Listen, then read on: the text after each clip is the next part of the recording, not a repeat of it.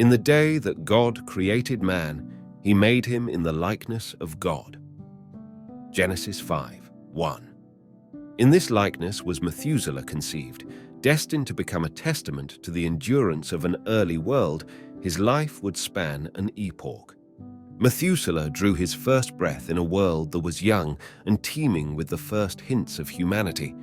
His eyes, fresh upon the world, would watch over the unfolding of the earliest human dramas. As a direct descendant of Adam and the grandson of Enoch, Methuselah's early years were an immersion in pure wisdom, the kind not yet diluted by the passing of countless generations. The early chapters of Methuselah's life were filled with learning and understanding the world around him. He would walk the same ground as his forefathers, tending to the earth, mastering the art of cultivation, and delving into the spiritual mysteries imparted by his lineage. And to Seth, to him also there was born a son, and he called his name Enos. Then began men to call upon the name of the Lord. Genesis 4:26. As men began to invoke the Lord, Methuselah grew deeper into religion, a silent witness to the growing heartbeat of civilization.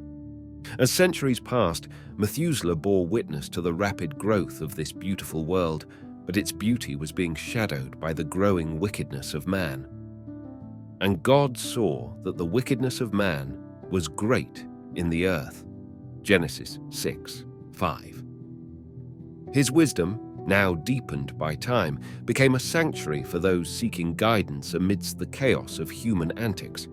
His words were echoes of the divine wisdom of his grandfather Enoch, who walked faithfully with God. In these times, Methuselah's path crossed with Lilith, a being of legend and lore, said to have been the first wife of Adam, who chose independence over submission. While the scriptures remain silent on Lilith, the stories of the time spoke of her union with Methuselah. From this union, legend suggests, sprang an understanding of the darker forces at work in the world, and Methuselah, bound by his righteousness, stood as a bulwark against them. As the protector of early humanity's purity, Methuselah found himself at the heart of the struggle against the encroaching darkness. It was a time when the sons of God saw the daughters of men that they were fair, and they took them wives of all which they chose. Genesis 6:2. This meant that celestial beings mingled with mortals, blurring the lines between the holy and the profane, between man and the divine. Methuselah, according to the biblical tales, confronted these corruptions, wielding not only the wisdom of his years, but also the might of his faith.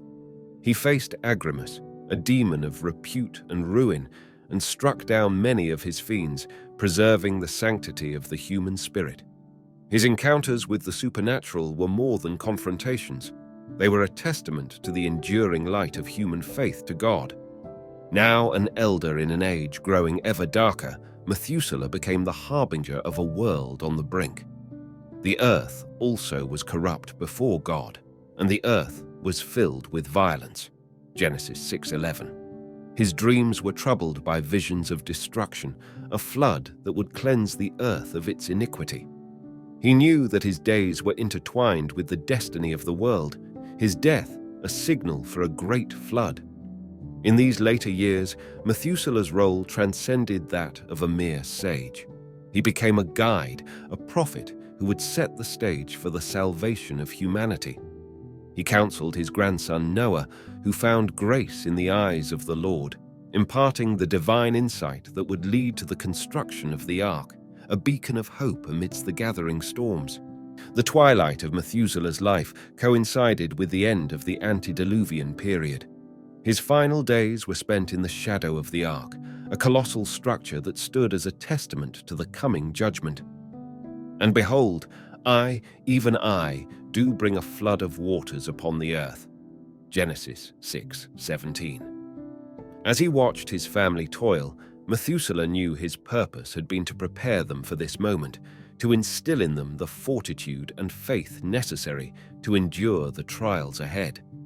He imparted his last counsel to Noah, ensuring that the legacy of righteousness would continue through the flood. Methuselah's life was a bridge between the dawn of creation and the renewal of the world, his wisdom a light that would survive the impending darkness.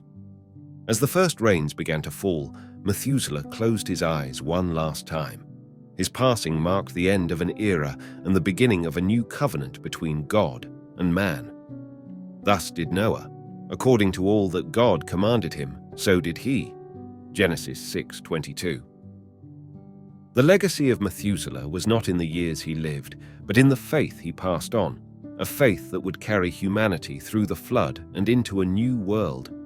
His story, while shrouded in the mists of time, remains a powerful testament to the strength of spirit and the endurance of faith. Methuselah's life, a record-breaking span of time, symbolizes the patience of God and the potential for human righteousness in the face of overwhelming corruption. Methuselah's narrative, from the moment of his birth to his final breath, is a testament to a life lived in unwavering faith. His years were many, but it was his unwavering commitment to righteousness that defined him. In his story, we find a profound lesson. It is not the length of our life, but the strength of our faith. God bless.